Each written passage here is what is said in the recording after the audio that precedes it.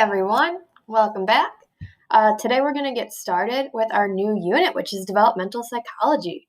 And this is a fun one. You guys get to kind of reflect on your own upbringing and how it was, developing from babies to children to teenagers, and now many of you going into young adults, going to college.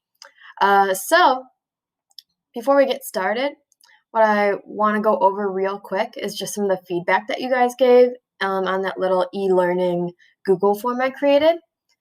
So first thing I want to say is thank you, because you guys were very nice too, and you made me feel very good about myself. So I appreciate being appreciated for all the work that teachers are doing to, make online learning as best,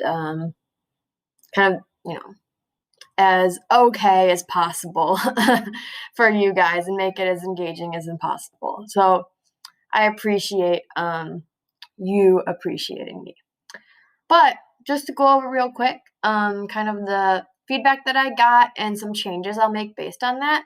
So I was really impressed that 9 out of 10 of you guys said that this workload is fair and that you think that, you want to keep putting in the work you're doing to get towards that AP exam.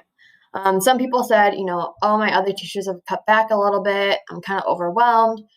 So for those of you who are feeling a little bit overwhelmed, I am going to try and do some stuff to try and ease unnecessary stress. So first thing, I'm going to make the Quizlets no longer mandatory.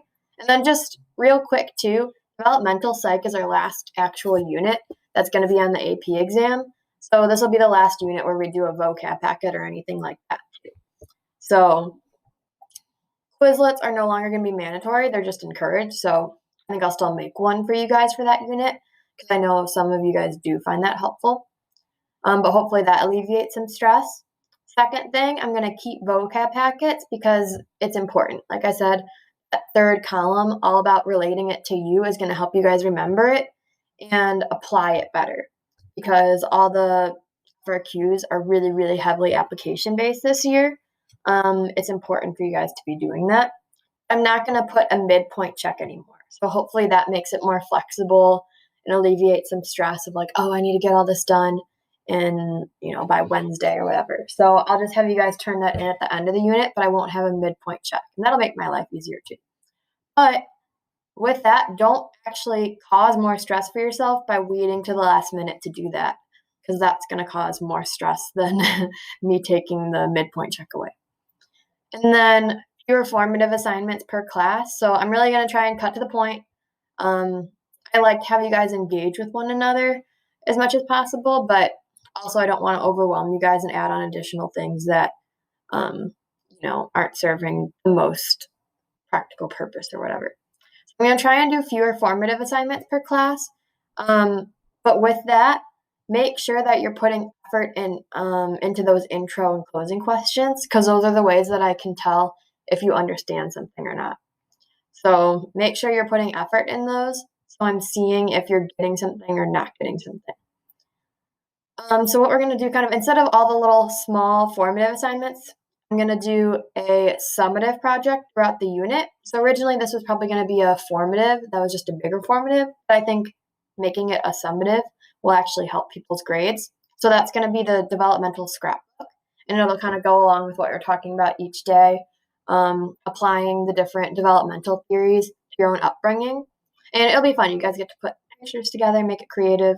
It's always a project people enjoy. So that will help people's grades too, because you're just kind of, doing it, making sure that you're putting in the work and applying the terms correctly. So that'll be kind of working on that throughout the unit rather than a formative every day. So hopefully that alleviates the pressure of feeling like you have to do, get something in by 3:00 every day for my class when you have something in math and something in science or whatever. So hopefully that flexibility there of just working on that continuously throughout will help. But again, if you're a procrastinator, that might make more stress for you too if you're going to put it out to the last minute. And I'll also make any assignments besides the FRQs where we have the specific time slots in like Google Hangouts. Those will be due at 11:59 p.m. So hopefully that gives you guys some flexibility too and alleviates as much stress as possible. Also a reminder, people were saying, "Oh, like, I like to take my own notes." I think I had said this before, but maybe you guys missed it. Guided notes are required, but you can submit pictures of your own notes in your notebook instead if you wanna do it that way. So, I'm flexible, right? A lot of people had good feedback about the guided notes and said it was really helpful, so I'll keep making those, but if you prefer to do things in your notebook, that's totally cool as well. People were, like, 50-50 about how I post our agenda each day of things to do. I personally was feeling like sometimes I have a bunch of different things on um, just the post on Google Classroom that it can get kind of crowded. So I gave that option of posting the agenda on a Google Doc where the links are embedded, and maybe that would be better. So you guys were kind of split. So for today, I'm gonna post this all on a Google Doc with the embedded links, and you guys can give it a try, and then you can comment in the closing questions and vote whether you like that or not. So today's like our test run with that. Keep funny video each day. I hope you guys enjoyed today's. That's one of my favorite ones as well. Um, Google Hangouts. Not too many people responded to this part because I posted it later. So maybe go back and take that online learning survey again. People were 50-50. Some people are saying, I want more. Some people said I don't like them. So I guess I'll just keep it at one per week because we're kind of split on those. Um, and maybe do like an optional one if that's what you want, or do like an extra credit one or something like that. I like them. I like to see his face, so I wouldn't be having a problem with more. People requested to like assign watching a movie, and I totally would love to do this, especially after the AP exam. Um, but I'm trying to think of like equity issues. So not everyone has Netflix, Hulu, Prime Video subscriptions. So that could be an issue when it comes to like, oh, let's watch Three Identical Strangers, but not everyone has that, and I don't want to make you guys buy that because that's not fair, especially in trying times like this. So yeah, I'll have to figure out something because I would love to be able to watch a movie, especially after the AP exam. So I'll try and think of something, see if there's one that's like put on YouTube or some kind of way to watch it. But I'm going to try and put more video clips throughout. That's something people said too.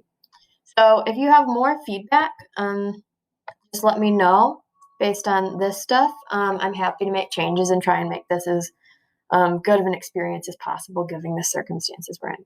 But I appreciate all your encouragement about what I'm doing as a teacher. That made me very happy. So anyway, we are in developmental psychology. So this is the final unit that we have that's going to be covered on the AP exam. We still have abnormal psychology and social psychology, but because of the whole coronavirus, missing school, whatever, they're not putting those on the AP exam. So we'll talk about those later in a more chill manner. So getting started, developmental psychology, there's a whole lot of different debates. This is kind of a good review unit too, because it's just kind of talking about, cognitive, social, biological features throughout our lifespan and development. So there's a bunch of different debates that developmental psychologists have. And the biggest one that we see, of course, pops up through every unit is nature versus nurture. So are there more similarities or differences between people? Are we more similar overall? And then our differences are really just smaller things? Or are we more different? And then are these differences caused more by the genes that we inherit from our parents? Or is it more from the environment that we're raised in? So is it more the nurture aspect of how our parents, their parenting style, socioeconomic class, where we're from, etc. So this is a big one in developmental psychology because is it more our predisposed genes that are impacting how we're going to kind of unfolding our development for us? Or is it our parents and our environment and where we go to school that's determining how we're going to turn out? And then the second one that we're going to talk about today, there's three, but we're going to talk about the third one tomorrow. The second one is stability versus change. So we actually talked about this one a little bit in the personality unit because it's asking the question of as we develop and grow and mature, is our personality relatively the same over our lifespan? Kind of that maybe it's more biologically nature-driven, or does it change as we age and mature? Maybe it's more of that nurture type thing that we can change and grow based on the experiences we have. So do you think overall, as a kid, you still have the same overall personality as you do now, or when you're going to be 50? Or do you think as a kid versus, a 25-year-old, are you going to be very different personality-wise? Obviously, we mature and learn more, but is our overall kind of personality of how we act of being, type A, type B, is that stuff going to change? So let's get started with prenatal development. So I kind of go chronologically in this unit, but I also do a little bit thematic. So today we're going to start with prenatal. So this is before you're even born. This is in your mom's womb. So just kind of going briefly over the different stages that happen in prenatal development. So up first, we have the germinal stage, and this first begins with a zygote. So the zygote is just when the egg and the sperm are fused together. This is the moment of conception, and this is what creates a zygote. So egg and sperm fused together is a zygote. And that's from conception, right? So the moment they're fused together through 2 weeks. And that's when implantation happens, when it implants to the mom's uterus. So still within the germinal stage, you have a blastocyst forms, and this is when the zygote divides. So right, you are dividing, multiplying cells to create something bigger. So the zygote divides into a bundle of cells, and that's what the blastocyst is. It's a bundle of cells that attaches to a mom's uterus, and that's the implantation, is when it attaches to the mom's uterus. Then we get into the embryonic stage. So this is when you have major internal organs developing, and also the external features of the baby begin to develop as well. And the heart begins to beat during this stage. So this is weeks 2 to 9 of the pregnancy. And then we have the fetal stage, which is the final stage before birth. So this is when organs are fully becoming developed. So at this point, maybe it would be a really early pregnancy or delivery, but you're becoming much more human-like and able to kind of function. You have your heart beating, of course, from before, but your organs are becoming more fully functional and developed. And this is when sexual differentiation occurs. So this is when either you're a boy or a girl happens. And this is week 9 through birth. So some concerns during prenatal development are things called teratogens.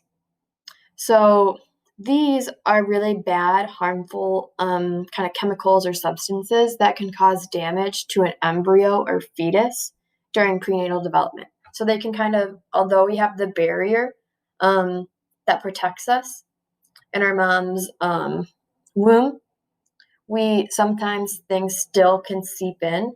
And these are things like alcohol, tobacco, drugs, viruses like the flu, hazardous chemicals. So those are all examples of a teratogen. And those can seep through and then cause damage like birth defects to embryo or fetus. So an example, we said alcohol is one of these that can cause damages, and we know this from the media and everything. So alcohol would potentially cause something called fetal alcohol syndrome, which just causes physical and mental abnormalities. And it can even mutate DNA and whatnot. So you can see here, it's going to result in they're like facial abnormalities, an underdeveloped jaw, a smaller head, and things like that, and then also result in mental cognitive delays. So that would be kind of a birth defect, fetal alcohol syndrome. That's a result of a teratogen, which is alcohol. So kind of one of those disorders AP sometimes asks about, just like we said, knowing MS is related to what? The myelin sheath. Knowing that this fetal alcohol syndrome is kind of related to all this. Okay, so when you're born, we talked about this briefly before. babies have reflexes. And we talked about how the evolutionary theory isn't really the greatest in explaining human behaviors, and that's because we don't have a lot of instincts that are unique to humans. Most of our stuff is learned, because remember, an instinct is something that's unlearned. So newborn reflexes, these are the only time that we really have instincts as humans. So once we grow, everything's more a process of learning. We don't really have any innate instincts or reflexes. So you can take a sec and watch some of the different reflexes I posted. We have rooting, grasping, Moro, and Babinski. So these are kind of the four main reflexes that infants, that babies display at birth. So we have rooting, which makes sense because babies need to learn how to get food from their mother's breast milk. So rooting kind of is that instinct to touch. When something touches their cheek, they're going to turn their head and put the object in their mouth. Grasping, they grasp with their fingers and toes. Moro is when they're startled, they flail their arms, right? Kind of a reaction, probably to help them and kind of, indicate that they need help and get back to safety. And then Babinski's cute. So if their foot's stroked, then they're going to spread their toes out. So we can watch some of these together as well. All right, so now we're going to take a sec and look at the cognitive abilities of newborns. So obviously, newborns can't talk. So it's hard to know exactly if they're learning or not. But one way that we can actually tell that infants, in fact, are learning is through this term called habituation. So this was a vocab word, I think, in learning, but it works really well here. So habituation says that babies pay more attention to new objects than to objects that they've already been exposed to multiple times. And by noticing that they get used to these objects, they habituate to something they've been exposed to multiple times, shows that therefore they're learning because they know that they're used to it, they're comfortable with it. So the fact that they're paying attention to something new shows that babies really are paying attention and picking up some things. So my example here is you got Woody and Buzz. So Woody's the old toy. So say a baby's been exposed to him a bunch of times. So he's not going to pay as much attention to Woody. But then if Buzz comes along, the baby's going to pay a bunch more attention to Buzz because it's something new and novel. Whereas he's been habituated to Woody, he's not going to have that big, bright-eyed reaction to seeing Woody because he's used to him and has learned that he's been around. But Buzz, he's going to have that bright-eyed, wide-eyed reaction to seeing him because he's new. So just a little bit about now physical development during infancy. So these are some motor skill milestones. We don't need to know exactly at what age these are occurring exactly, more just around, because every baby's different. Some might hit sitting unsupported at 6 months, some might hit it at 8 months. So every baby's different. But what's the same for every child around the world, no matter what, is that they're all going to follow the same order. So they're all going to first sit unsupported, then they're going to crawl, then they're going to walk, and then they're going to walk independently on their own, right? So they're not going to go crawl, sit unsupported, walk. They're going to follow this chronological order. But just the timing that it happens might be different depending on who you are as an individual and maybe your culture and how they encourage or discourage that. So, important things for today. This is probably one of the 2-3 most important things we're going to cover today. So pay attention. So attachment.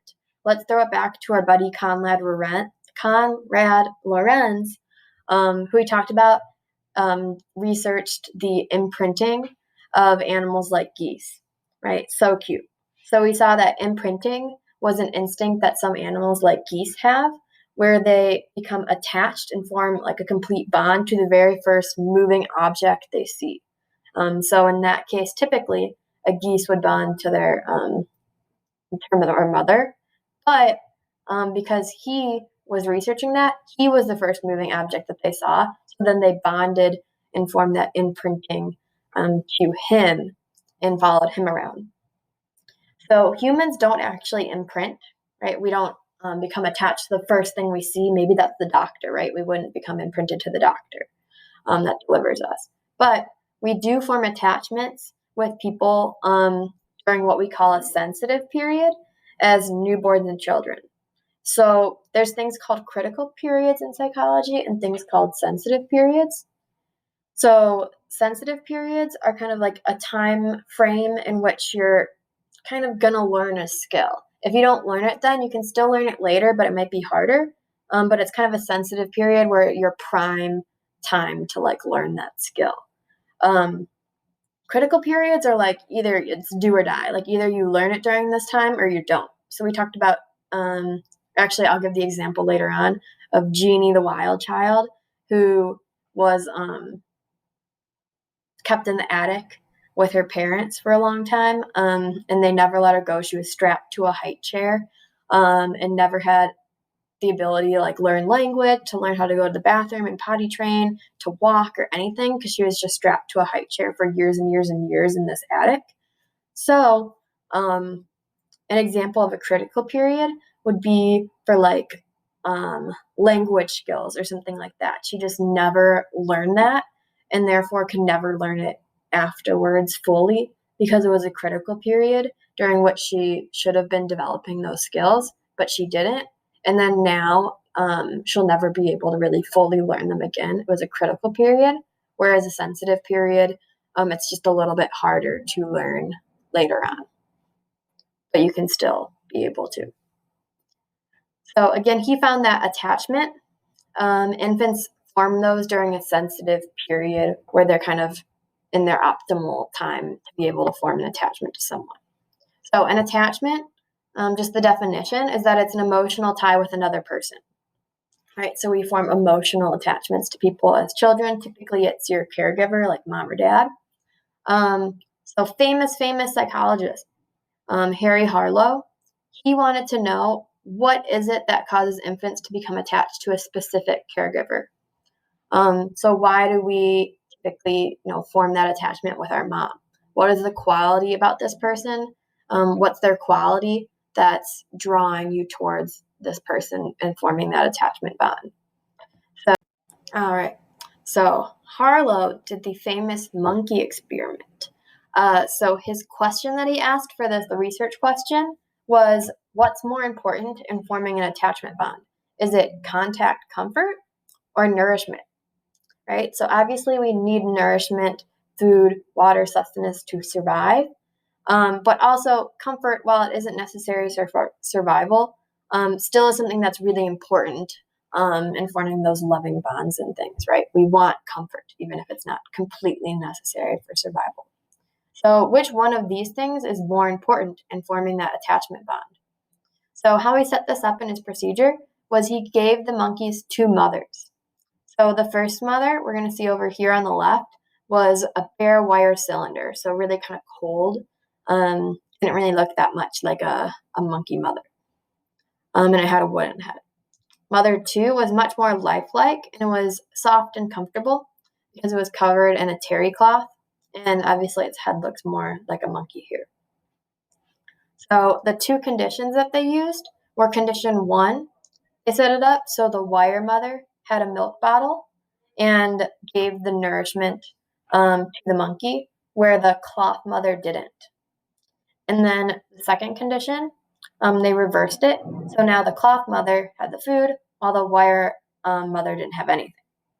So what we're going to see here is, which monkey is, which mother is the monkey spending more time with?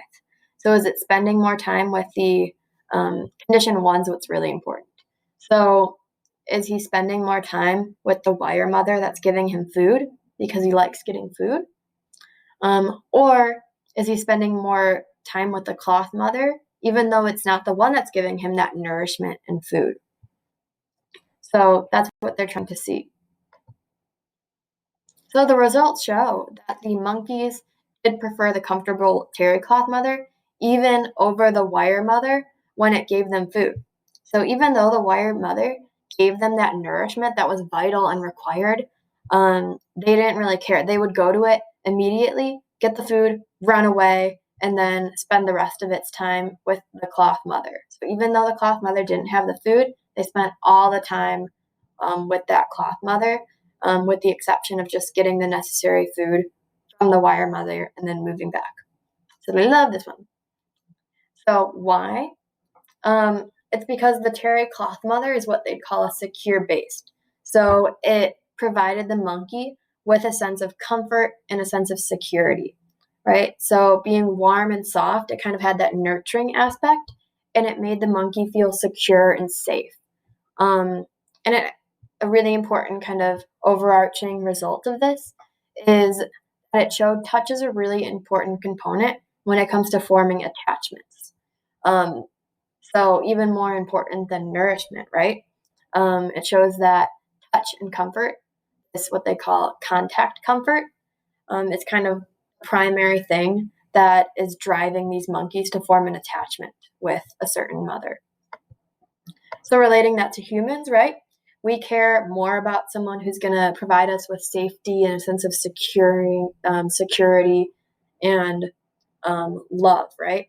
So we're going to see same thing in humans. It's really important that to have strong attachment, an infant needs to feel safe and secure with their parent that they're forming the attachment with. So here, let's watch this together. You can see.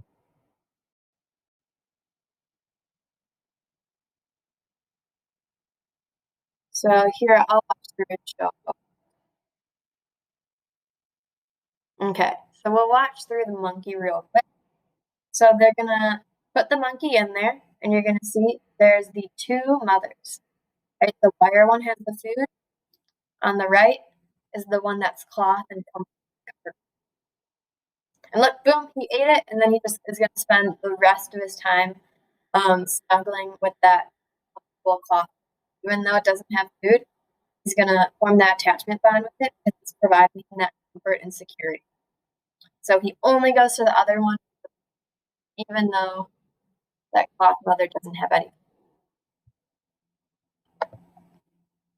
So you guys can watch that more on your own. Okay, so then also with attachment, you're going to see that there's two terms that kind of happen almost universally to infants, which would be stranger anxiety. So this is a fear of strangers that's common among infants, which begins around 8 months. So obviously, if you think back to your childhood, there's probably a time when you guys, maybe you can't think too much because infantile amnesia, right? But it makes sense. A lot of infants seem scared of adults around this time period, or adults they don't know. And then we have separation anxiety. So this is when infants. So Mary Ainsworth is an important psychologist to know when it comes to researching attachment styles.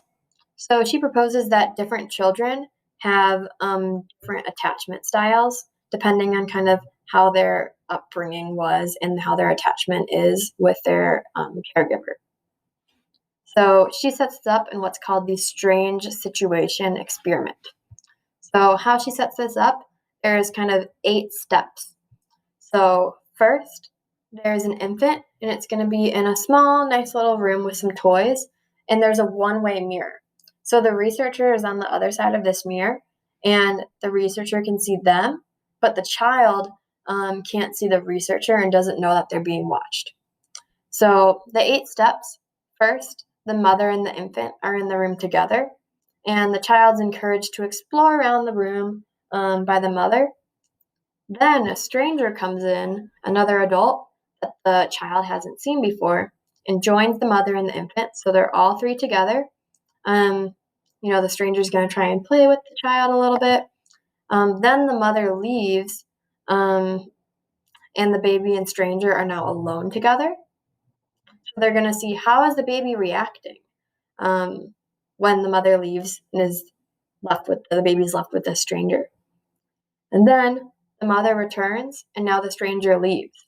So this is really, really important because they're trying to see, okay, how is the baby going to react to its mother once that stranger leaves?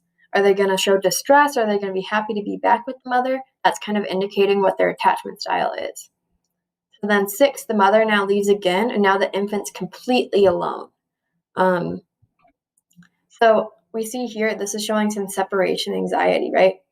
So if the child's separated from the mother, are they going to display that separation anxiety? So that's kind of one case they're looking at. And then we also see that stranger anxiety, right? Because they're bringing in that stranger. So mother leaves, the infant's alone now. Stranger returns, and then the stranger leaves and the mother returns. So that's kind of the 8-step process that she follows in this. So from this research, she's identified 4 different attachment styles. And these attachment styles are often based on how an infant is treated by their parents and how secure or unsecure they feel in their attachment, right? Because I talked about with Harlow, it's really important to feel that sense of security and safety from your parent that you have the attachment with. So these different styles, whether you're secure or unsecure, depends on if you feel that way with your parent. So she found there's the secure attachment. So this is the best attachment style out of all of them. Secure attachment is positive. So they find that the babies who had secure attachment, they explored comfortably when their mom was present. So they were cool wandering around the room, checking it out. But then they become upset when she's gone, right? Because separation anxiety and stranger anxiety.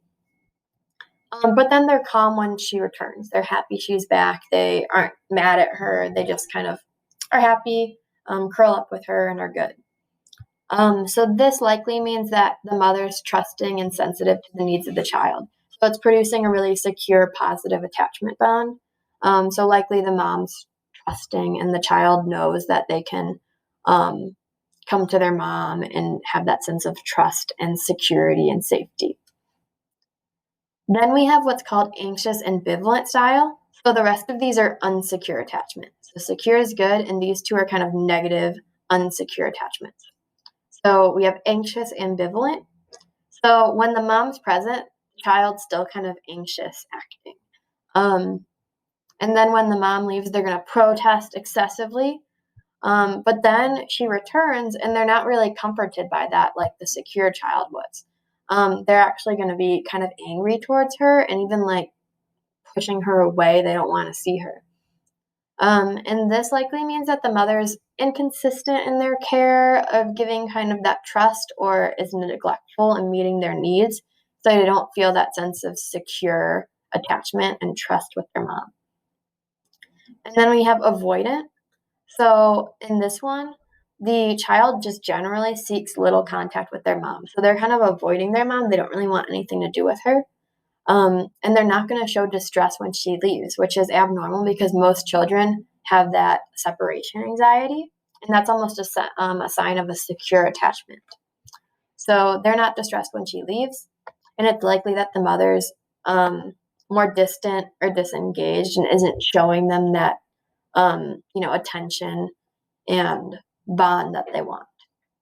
And then disorganized, this is the newest one they came up with. So this is when babies display a confusing mix of all these different behaviors.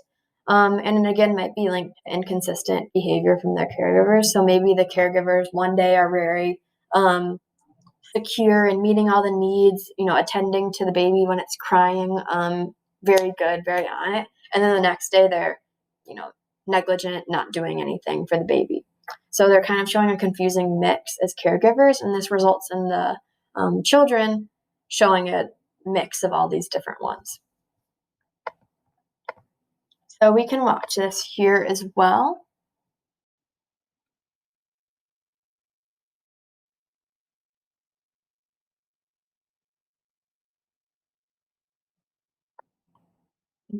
So look, the babies now, step 1 is in the room with the mom. The mom's going to encourage it to explore and check out its surroundings.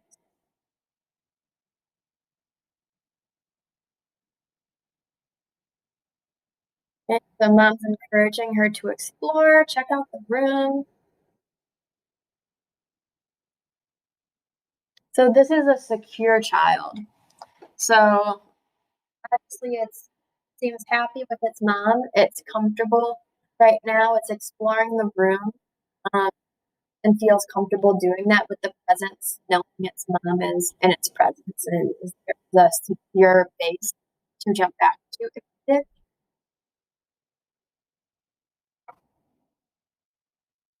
Okay, so now we're gonna see step two. A stranger is gonna come in. So the mom is still there, but now a stranger enters the room. So how's the child gonna react? They say that if the child is secure in their attachment, they're gonna be okay with the stranger if the mom's present. They might not want to interact with it too much, but they're not gonna be upset because they know their mom, the secure base, is there. But now we're gonna think, uh-oh, poor baby. The mom leaves the room and what's gonna happen? Uh-oh, she's super upset. She's crying. So we're gonna show she has that separation anxiety, the stranger anxiety, which is normal for a securely attached child.